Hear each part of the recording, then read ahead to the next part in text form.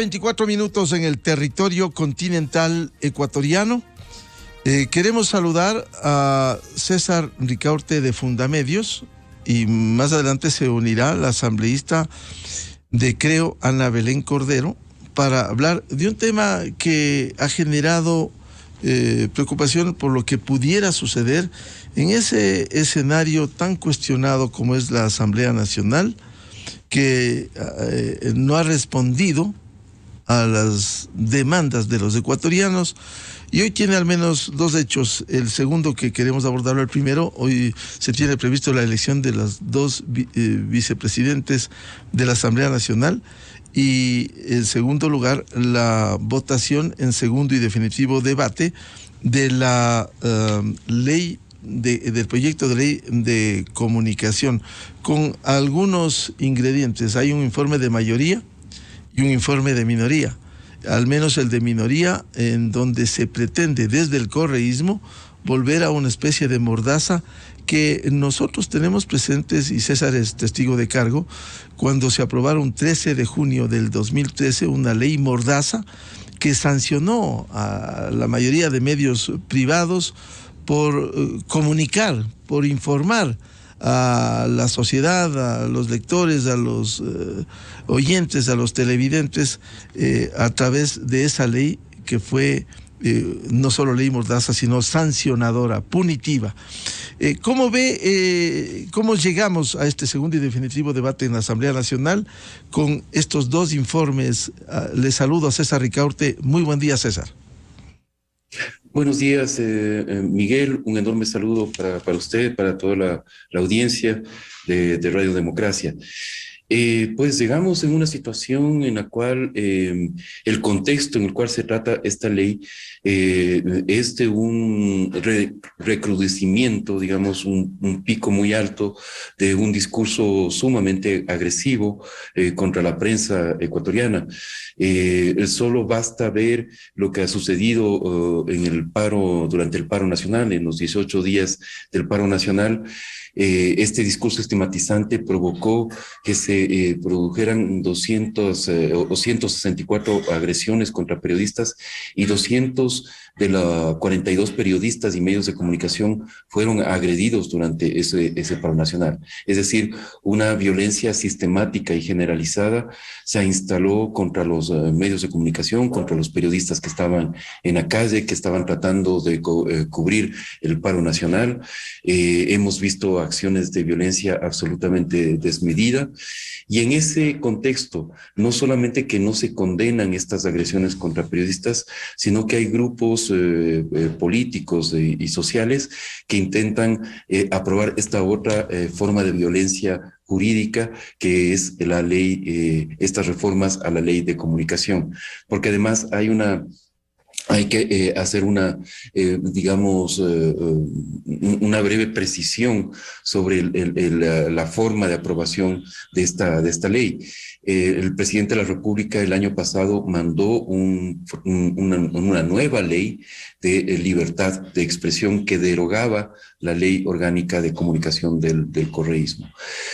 Sin embargo, por los procesos internos de la Asamblea, lo que se tiene en este momento es un informe de mayoría que va en la línea de una nueva ley de libertad de expresión, de garantía y protección de la libertad de expresión, y un informe de minoría que lo que hace es reformar la ley que tenemos actualmente, la Ley Orgánica de Comunicación, para retornar en gran medida a lo que fue la Ley Orgánica de Comunicación del correísmo, que como bien señala usted, Miguel, fue utilizada masivamente, fue utilizada de forma sistemática para sancionar a medios de comunicación por lo que decían, por lo que no decían y por lo que decían terceras personas.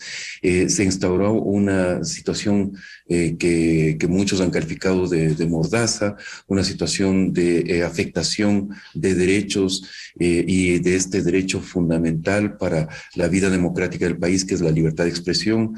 Esto está registrado históricamente, es una verdad histórica, está registrado en informes de diversos organismos internacionales, tanto de Naciones Unidas, como de la Comisión Interamericana de Derechos Humanos, organismos como el CPJ, como Reporteros Sin Fronteras. Prácticamente ha habido unanimidad que la ley de comunicación del correísmo, la que estuvo vigente entre el 2013 y el 2018, fue una de las peores leyes, una de las leyes más restrictivas del continente, y instauró un esquema de censura previa en el Ecuador, lo cual está absolutamente prohibido por los estándares internacionales, los tratados internacionales de derechos humanos. ¿Cómo ve estos dos informes, César? El de mayoría y de minoría, que seguramente se van a votar en el Pleno de la Asamblea en las próximas horas. Así es.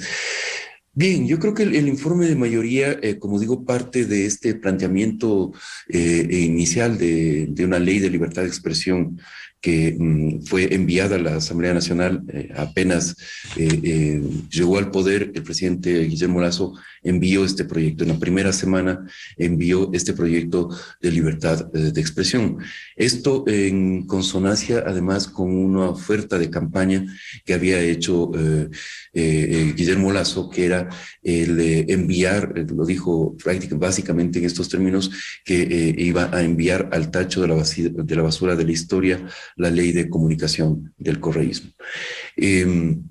Entonces el presidente envió este proyecto, luego este se unificó con un segundo proyecto que fue presentado por Fundamedios conjuntamente con las asambleístas Fernando Villavicencio y Marjorie Chávez, a lo cual se sumaron las firmas de por lo menos 20 asambleístas más. Y la idea, el punto de partida de estos proyectos, de estos dos proyectos iniciales, es que el papel del Estado en la protección del derecho es justamente eso: garantizar el derecho a la libertad de expresión, garantizar el trabajo periodístico, ofrecer las mejores condiciones de seguridad y protección. El papel del Estado no es un papel de control e intervención en los medios de comunicación, en el trabajo periodístico, en los procesos comunicacionales.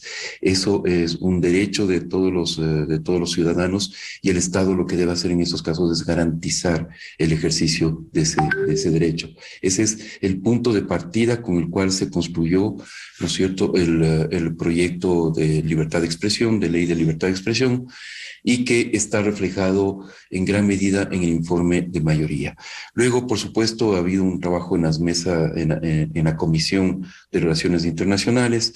Los equipos técnicos han trabajado, han tratado de conciliar muchas veces justamente planteamientos provenientes de Pachacuti, de UNES, es decir, del correísmo, y de otros muchos actores sociales. Hay aspectos del informe de mayoría con el cual no estamos 100% de acuerdo. Nos parece que, por ejemplo, este artículo en el cual se establece digamos, esta reserva para el manejo de la información de carácter judicial puede ser utilizado como un mecanismo para acallar investigaciones periodísticas sobre procesos judiciales, sobre casos de corrupción, por ejemplo. ¿No es cierto? Ese es un artículo con el cual no estamos totalmente de acuerdo. El informe actual de mayoría prevé la conformación de un mecanismo nacional de protección al trabajo periodístico, lo cual es un gran avance, un enorme avance, incluso a la luz de lo que decía hace un momento, que son estas masivas agresiones contra la prensa que se suscitaron durante el paro nacional, y la situación de creciente inseguridad del trabajo periodístico, producto incluso de la acción de grupos de delincuencia organizada, ¿no es cierto?, y de muchos ligados al narcotráfico. Entonces, en la ley de libertad de expresión, que está reflejada en el informe de mayoría, se establece un mecanismo bastante interesante, bastante completo de protección a la prensa, con responsabilidades estatales, con responsabilidades de los medios de comunicación, de los gremios periodísticos, de la sociedad civil, es decir, de todos los sectores que trabajamos en este aspecto. El informe de minoría tiene varios aspectos que nos preocupan sobremanera. Uno es básicamente el retorno al régimen de sanciones que fue derogada en el 2018, ¿no es cierto? Se vuelve a ese esquema sancionador que ya tenía la ley del correísmo del 2013 al 2017 y que fue básicamente lo que produjo toda la situación de acoso sistemático a los medios de comunicación y a la prensa por parte del Estado, de organismos estatales como la malhadada Superintendencia de Información y Comunicación.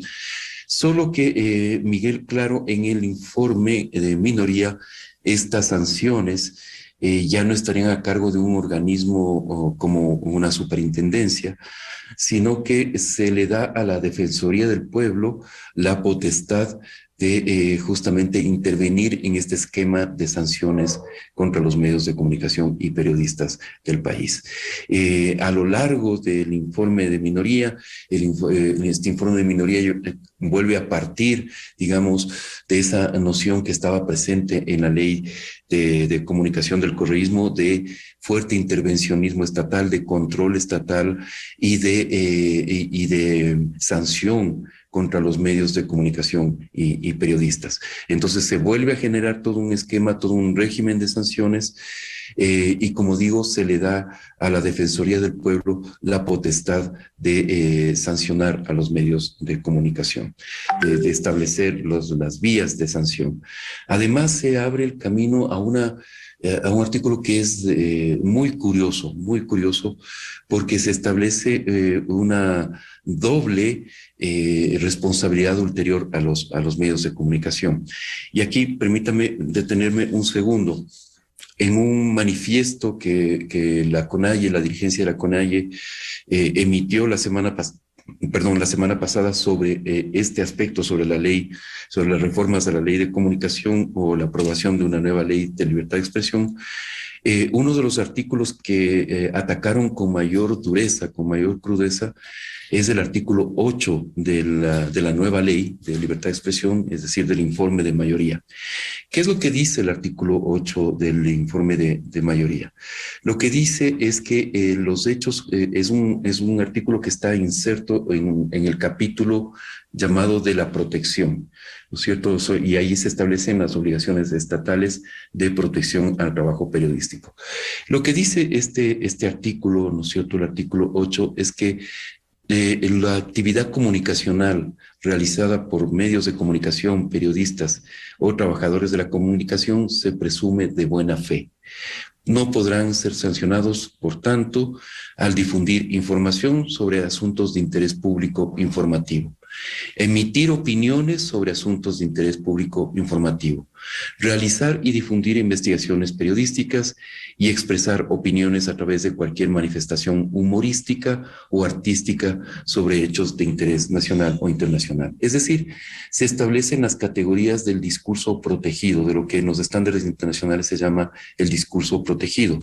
Y esto se acopla totalmente a lo que justamente digo, a estándares internacionales de protección de la libertad de expresión. Las posibles responsabilidades ulteriores, prosigue el artículo 8, por las posibles responsabilidades ulteriores por las opiniones de articulistas, de entrevistados o terceras personas que han participado o contratado espacios en los medios de comunicación no generan responsabilidades solidarias de ninguna clase para el medio de comunicación que las difunde.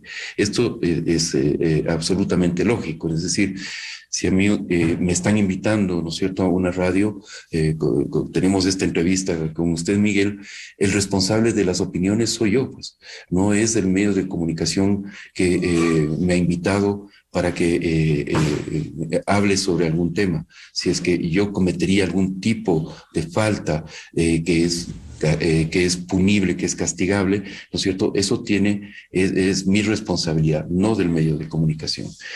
Y finalmente, lo que establece este artículo es que la presunción de buena fe en actividad comunicacional se extinguirá cuando se demuestre la concurrencia de los siguientes elementos.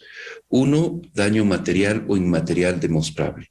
2, hecho generador atribuible al medio de comunicación o comunicador ejecutado con real malicia, lo cual es muy importante en la introducción del estándar de la real malicia en nuestra legislación sería un paso adelante muy importante. Y esto voy a tratar de explicarlo lo más breve posible. Actualmente cuando se enjuicia a un periodista, por ejemplo, o a un medio de comunicación, la carga de la prueba está no en el acusador, sino en el acusado. ¿No es cierto? A la inversa de lo que sucede en otras faltas, en otros tipos penales o civiles, en los cuales el acusador, en penales más que nada, el acusador es el que tiene que probar que se ha cometido un delito, una falta. Claro, si me permite, César, ahí el principio de inocencia de la persona, ¿no? Exactamente. Exactamente, lo cual en los casos de los llamados delitos de opinión es a la inversa, ¿no es cierto? Es cuando a uno le acusan de haber cometido una injuria, por ejemplo, uno tiene que probar que es inocente.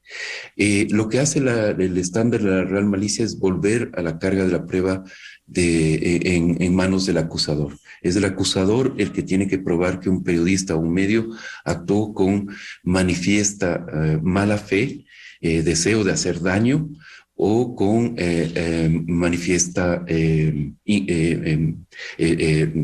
¿cómo se llama este término? Con manifiesta negligencia. ¿Cierto? Que actuó con negligencia en su actividad profesional. Esto es, como digo, un avance sumamente importante que realmente terminaría con esta cantidad de juicios muchas veces infundados que se establecen contra medios de comunicación y periodistas. Y el tercer punto, permíteme solo con esto termino, es el nexo causal entre el daño y el hecho atribuible al responsable. Esos son los 3 puntos que se establecen, ¿no es cierto?, en este artículo 8, que es atacado con tanta virulencia por parte de quienes quieren establecer un nuevo régimen de sanciones, establecer una doble responsabilidad ulterior contra medios de comunicación y periodistas, y que quieren que incluso se vuelva una situación de judicialización de los procesos de este tipo, de la actividad comunicacional. Bien, quiero dar la bienvenida a la asambleísta Ana Belén Cordero. ¿Cómo ve usted el panorama, Ana Belén, para la aprobación, el debate, segundo y definitivo debate y la aprobación del proyecto de ley de libertad de expresión con estos ingredientes, como bien ha explicado César Ricaurte de Fundamedios, el informe de mayoría y de minoría? Buen día, Ana Belén. Buenos días, un saludo a todos los radioescuchas, gracias por la invitación. Bueno, efectivamente vemos desde la bancada de gobierno con mucha preocupación porque, primero que nada, el correísmo ha vuelto a plantear, ni siquiera acogiendo las recomendaciones de la comisión que trató este proyecto de ley, que era plantear una ley nueva, ¿no? Lo que hacen es reformar la ley Mordaza, que la ley Mordaza quedó derogada cuando el presidente de la República en las primeras horas del gobierno derogó el reglamento a la ley orgánica de comunicación, y con lo cual quedó derogada, ¿no? Eso vemos con preocupación. Luego lo que se pretende en este momento es responder a esa ley Mordaza, por decirle algo. El artículo 3 y 4, que forman el artículo 6 de la ley orgánica de comunicación, no obedecen a una correcta aplicación de técnica legislativa, porque ocasiona, por ejemplo, la confusión. En un primer momento se estaría reformando un párrafo del artículo 6, que es el artículo 3, y posteriormente se propone un nuevo texto para todo el artículo 6. Hay muchos errores en la técnica legislativa. Por ejemplo, los artículos del proyecto reformatorio 1, 13, 14, 16, 17 no se encuentran alineados en concordancia con el manual de técnica legislativa. Se desnaturaliza el derecho a la verdad que se incluye en este proyecto. Tiene un contenido penal, a diferencia del derecho a recibir información veraz. A nosotros como gobierno, y eso está incluido en el proyecto de ley del presidente de la República, nos preocupa sobremanera la penalización de la opinión. De hecho, nos obligamos como Estado ecuatoriano a cumplir con estándares internacionales de la Relatoría de Libertad de Expresión. Y este proyecto de ley mordaza que quiere que el correísmo vuelva, lo que hace es volver a penalizar la opinión, ¿no? No nos olvidemos del emblemático caso del Universo, la persecución a los medios privados, a los medios comunitarios, etcétera. Lastimosamente, este informe de minoría, aparentemente, aparte de tener el apoyo del correísmo, tendría el apoyo de Pachacuti, porque les han convencido, lastimosamente, en que de alguna manera el proyecto o el informe de mayoría vulneraría el proceso que tienen o que están viviendo en estos momentos las radios comunitarias. Afortunadamente siempre existe una luz al final del túnel. Tenemos a alguien que sale al paso, como es el presidente de la República, en su rol de colegislador, de llegarse a aprobar un informe de minoría, este informe de minoría de ley mordaza, tan cuestionado no solo a nivel nacional, sino a nivel internacional durante los años del correísmo. El presidente tiene la potestad de vetarlo total y parcialmente, y en caso de un veto parcial, lo que tendría que hacer es eliminar los textos y proponer textos alternativos, y lo que sí sé es que en la Asamblea Nacional no existen los 92 votos para insistir en el texto original. Es decir, se fincan las esperanzas en el veto parcial del Ejecutivo, Ana Belén, antes que pase de esta manera. ¿Tendrán los 70 votos para esta mala intención que tiene el correísmo con el apoyo de Pachacuti? Mire, es lo más probable. Lastimosamente es la Asamblea siendo la Asamblea. De la Asamblea no se puede esperar mayor cosa ni necesariamente resultados positivos, ¿no? En este caso, probablemente se apruebe el informe de minoría. Yo espero que no, ojalá así no sea. Pero de aprobarse el informe de minoría, bueno, pues justamente se afincan las esperanzas, como siempre, en las tareas legislativas y en otras más, en el presidente de la República, que tiene claro los estándares internacionales de libertad de expresión. El propio presidente de la República fue lo primero que hizo en sus primeras horas de mandato, ¿no? Derogar esa terrible ley de comunicación y establecer un rol de corregulación, llamémoslo así, ¿no? Un rol donde no se penaliza la opinión de los medios de comunicación, donde existe sí el derecho a la réplica, a la contrarréplica dentro de los mismos espacios, etcétera, pero no se judicializa la opinión. Eso es nuestra postura desde el gobierno como bancada, y esperamos que no tenga que el presidente de la República, como siempre, tener que salir al paso en su rol de colegislador, sino que la Asamblea se porte a la altura. Esperemos que así sea. Asambleísta Ana Belén Cordero, ¿contarán entonces ellos con los votos del correísmo, Pachacuti en su totalidad y los aliados que vienen votando como los ex Izquierda Democrática? Bueno, de lo que yo entiendo, Pachacuti y el correísmo están en la misma línea. Entre los dos suman justo los 70 votos, digamos que por dar la contra siempre, la Izquierda Democrática, sobre todo el ala disidente, podría sumarse y tendrían 76 votos.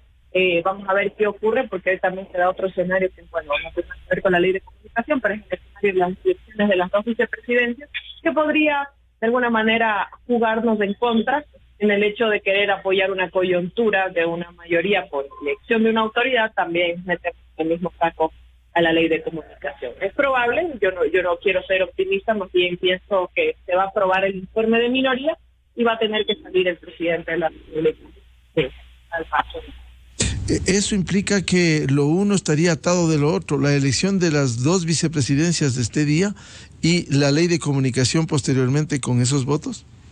Sí, de hecho el presidente de la Asamblea convocó a la reanudación del debate. Recordemos que la ponente Marjorie Chávez no estuvo el día martes cuando se iba a tratar el informe, y esperemos que esté el día de hoy justamente para tratar este tema y pueda aprobarse lo que deba ocurrir. Ojalá se suspenda el debate para poder no utilizar esta coyuntura política que va a existir hoy sobre la existencia de la elección, digamos, de los vicepresidentes, y poder votar de manera sensata, porque hasta lo último que yo supe, al menos era Pachacuti y el correísmo quienes estaban a favor de este informe. ¿Y por qué? Porque la ciudadanía preguntará, bueno, ellos ya no son gobierno, ¿por qué les interesa tener en estos momentos una ley mordaza? Bueno, pues porque la propia prensa libre y también el periodismo de investigación ha sido el que se ha encargado de denunciar sus actos de corrupción.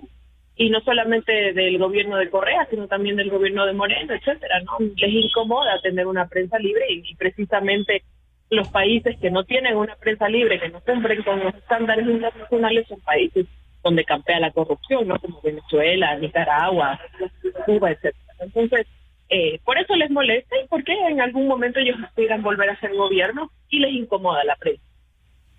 Vuelvo con César Ricaurte de Fundamedios. ¿Cómo ve este panorama que nos ha descrito la asambleísta Ana Belén Cordero sobre las perspectivas de votación y de aprobación entre los proyectos de los informes de mayoría y de minoría? Gracias, Miguel. Justamente me acaban de mandar la agenda para la sesión del día de hoy y extrañamente no encuentro el tratamiento justamente del proyecto de nueva ley de libertad de expresión o de estas reformas a la ley orgánica de comunicación, que es el informe de minoría.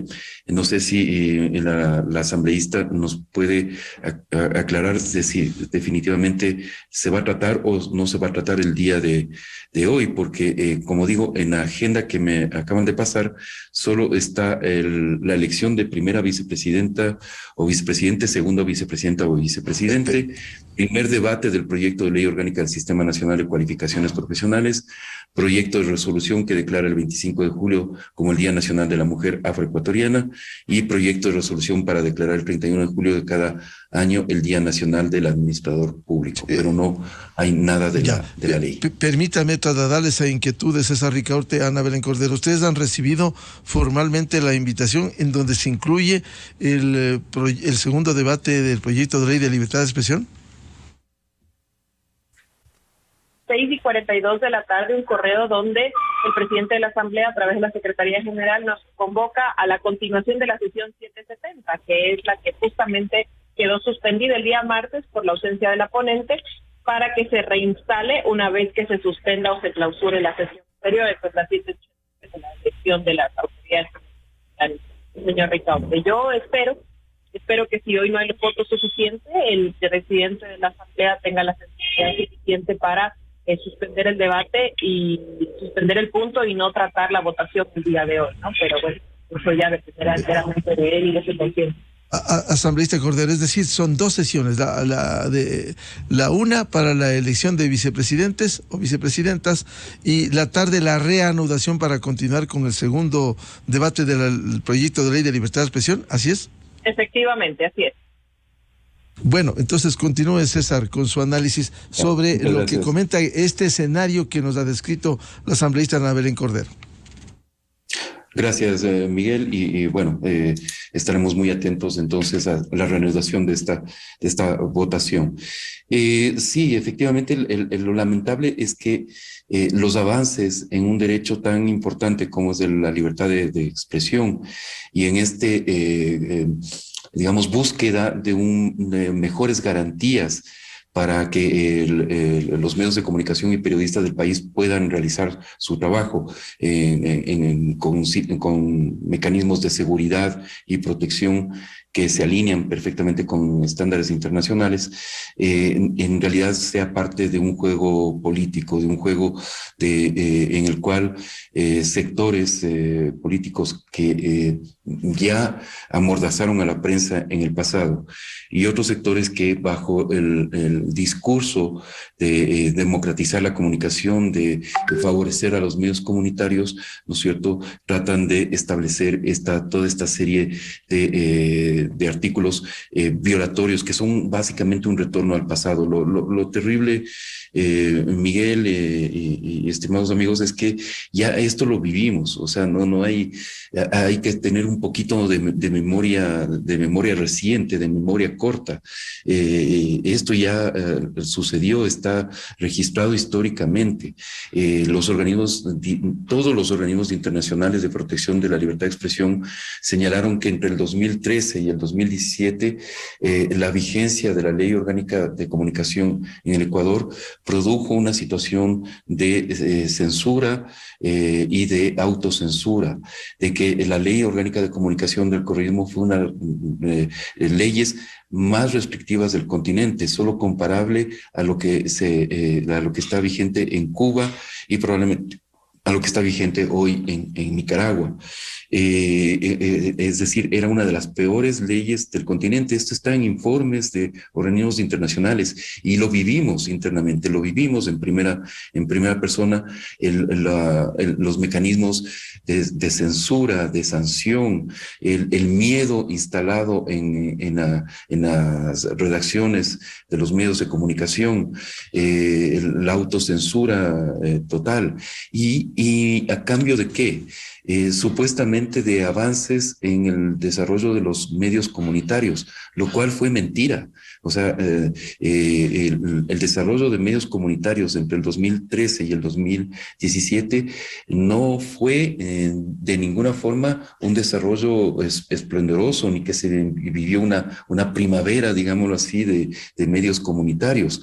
No, lo único que avanzó en esos años, lo único que se creó masivamente son medios al servicio del gobierno, medios que estaban controlados directa o indirectamente por el gobierno, bajo esta figura que ahora es otro retorno al pasado. En el informe de minoría se vuelve a restablecer esta figura de los medios públicos oficiales, ¿no es cierto? Bajo esa figura, ¿no es cierto?, se crearon una enorme cantidad de medios con dinero público, ¿no es cierto?, pero que al final no están al servicio de los ciudadanos, sino que están en su gran mayoría al servicio o bien de un partido político, o bien de las autoridades, o bien del líder local o nacional, ¿no es cierto? Esa ha sido la situación y ese fue el único sector que se desarrolló con la Ley Orgánica de Comunicación.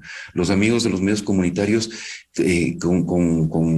con papeles en mano, con datos en manos, les podemos demostrar que el desarrollo del sector durante la vigencia de la ley del correísmo 2013 al 2017 fue mínimo, fue minúsculo, ¿no es cierto? Y que más bien los medios comunitarios sufrieron también de las sanciones, de la censura, de la serie de mecanismos que se impuso en esa época para que básicamente un caudillo, ¿no es cierto?, controlara el relato, controlara lo que decían los medios de comunicación, lo que no decían los medios de comunicación, porque recordemos que había hasta sanciones porque los medios no publicaban lo que el gobierno quería que se publiquen.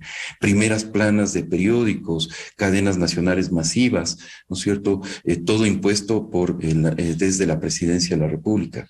Esa es la situación que vivimos de forma reciente y que solamente un poquito de memoria reciente, de memoria histórica, nos permitiría saber que retornar a ese escenario, retornar a una ley que vuelve a imponer un régimen de sanciones, ahora a cargo de la Defensoría del Pueblo, por ejemplo, es un enorme retroceso que, como decía la asambleísta Cordero, incluso es contraria a todos los estándares internacionales.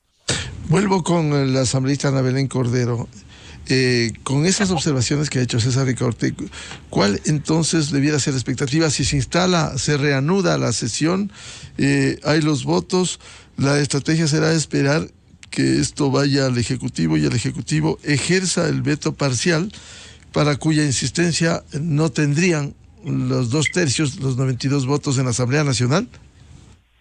Efectivamente, esa es nuestra postura, al menos desde la bancada de gobierno, ¿no? Que nosotros contamos con los votos que nosotros tenemos como bancada, que son los 25 votos, y bueno, estamos seguros que la izquierda democrática, en su afán siempre de la democracia y de la defensa de las libertades, en ese sentido, tampoco apoyará el informe de minoría. Algo similar ocurrirá con el Partido Socialista, su propia ponente plantea la ley, ¿no?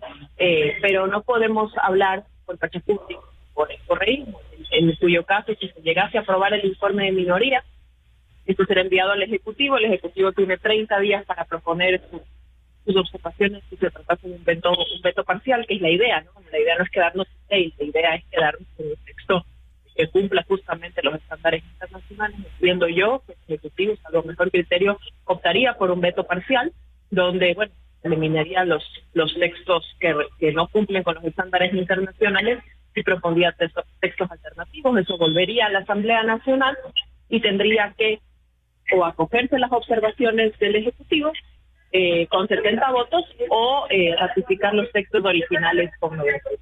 Para cuyo caso no tendrían los votos porque necesitan justamente de la bancada oficialista, del Partido Social Cristiano y de la Izquierda Democrática, que tenemos claro cuál es nuestra postura en términos de libertad. Es decir, todavía ustedes tienen la esperanza de que sea aprobado el informe de mayoría como presentara la mayoría de la comisión, o simplemente podrían estar echadas las cartas cuando se vote el proyecto de ley de libertad de expresión. Mira, yo creo que lastimosamente las cartas están hechas. Más que nada porque a Pachacutic se le convenció y a su brazo ejecutor en las calles, que se llama Leonidas Diza, que se están afectando a los medios comunitarios con este nuevo proyecto.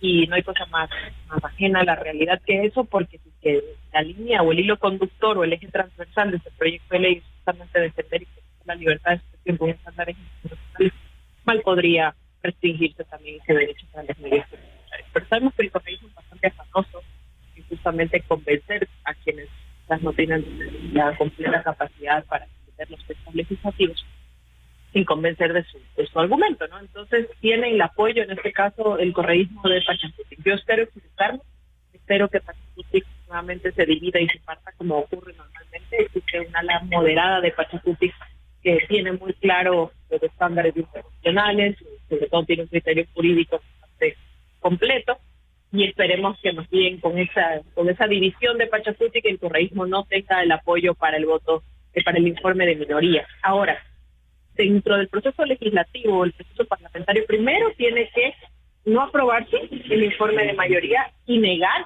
el informe. Una vez que no se apruebe, y luego en otra votación donde se niega el informe de mayoría, entonces sí se pasa a conocer el informe de minoría. Y conociendo el informe, pues, si tiene los 70 votos, entonces se aprueba el de minoría. Así funciona el procedimiento parlamentario. Yo sinceramente espero que si no hay los votos suficientes, el presidente de la Asamblea tenga el sentido de suspender la sesión para retomarlo en algún otro momento donde se puedan manejar y llegar a mejores entendimientos, sobre todo con Pachacutic, sobre los conceptos, para lograr poder aprobar este informe de mayoría y que el presidente de la República no tenga nuevamente que salir al paso porque siguen los favores que se los han. Lastimosamente, déjeme decir, asambleísta Ana Belén Cordero, no hay ninguna confianza en ese presidente Virgilio Saquicela, porque dice una cosa, hace otra cosa, y lo ha demostrado con hechos, no con discursos, con hechos. Se ofrece para el diálogo y por debajo es juez y parte, es decir, no hay ninguna esperanza en ese sentido. En todo caso, estaremos pendientes.